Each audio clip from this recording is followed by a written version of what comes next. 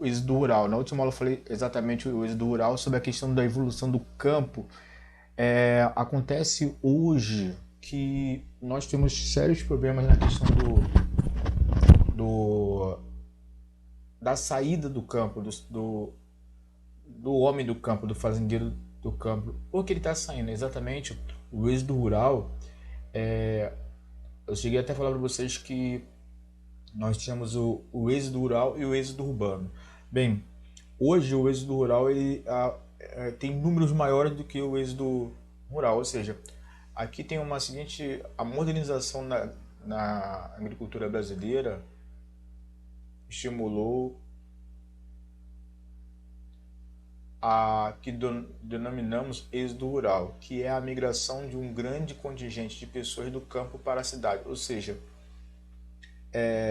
no contexto, assim, a modernização da agricultura brasileira, ela praticamente assim mexe muito com a questão daquela agricultura antiga, aquela agricultura rudimentar, aquela agricultura, como se diz, familiar. Então, a modernização da agricultura brasileira, ela faz com isso que o fazendeiro tradicional ele é forçado a sair daquela região, porque praticamente é a chegada das máquinas. Então, com as máquinas chegando, isso vai praticamente mexer com a vida dele. Então, há uma grande incidência, uma saída muito grande de pessoas do meio rural e vindo para a cidade grande. Mas isso não é em 100% do território nacional. Então, em alguns lugares a gente se mantém ainda aquela agricultura tradicional. Vejamos, estrutura fundiária do Brasil é desigual? Isso é uma pergunta. A estrutura fundiária do Brasil é desigual. O que seria essa estrutura fundiária? A estrutura fundiária nada mais é do que o montante, ou seja, as terras. Será que as terras do Brasil é dividida de formas iguais? Na verdade, não. Hoje, nós temos uma grande concentração fundiária na mão de pessoas. Ou seja, como eu falei para vocês na última aula, hoje grande parte das terras do Brasil se encontra na mão de poucas pessoas. Não há uma divisão igual. Então, você vai notar que quando você está passando pela Dutra, pela Washington Luiz, que são as grandes estradas por aí, até pela Avenida Brasil, você vai encontrar terrenos imensos, vazios. O que está acontecendo naquele terreno? Exatamente, o dono daquele terreno, imagine só, ele é dono daquelas terras todas. Enquanto a partir de você pegar uma pessoa normal, ele vai ter menos sua casinha lá. Então há uma desigualdade muito grande ainda. Mas ele comprou aquela terra, ou ele comprou, ele herdou. Se a gente lembrar um pouquinho, quando a gente começou, lá no início do ano, quem lembra aí que nós falamos sobre a Tratado de todas as capitanias hereditárias, quem lembra aí, que foi aquela divisão de terras. Então, assim, tudo começou ali. Então, as pessoas foram ganhando terra. Então, há uma situação fundiária muito grande.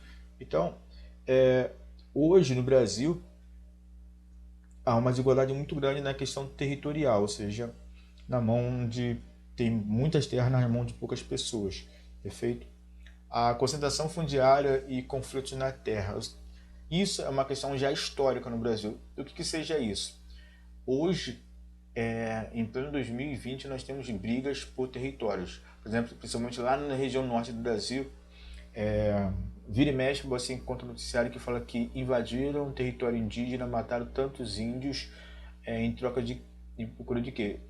De terras. Ou seja, cada vez mais a procura de terras no Brasil está se tornando uma coisa perigosa, porque pessoas estão morrendo por brigas de terras. Então, assim, foi feito alguns estudos verificando assim, os índios hoje, né? Então, praticamente o território que o índio vivia no Brasil antes assim, da colonização era muito grande. Nós temos aqui em Niterói que tínhamos tribos indígenas aqui. Então, praticamente todo o território, então, se você olhar bem, nós temos poucas reservas indígenas. Então, as poucas que têm sendo invadidas.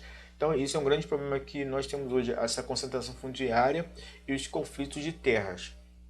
Bem, um outro conflito que eu gosto de destacar muito é a questão da... Nós temos os movimentos sociais, entre eles o MST, que é o Movimento Sem Terra, que luta pela essa moderação de terra, ou seja, pela chamada reforma agrária.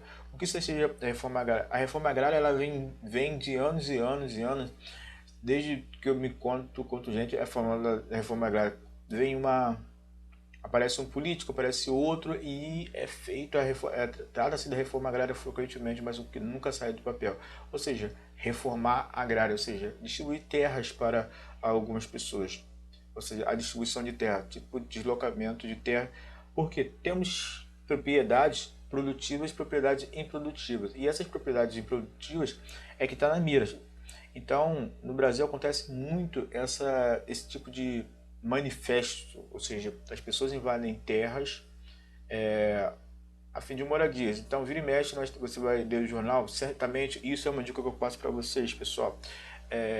Apesar de vocês estarem no 7º ano, galera, acompanhe o que está rolando nos noticiários, perfeito?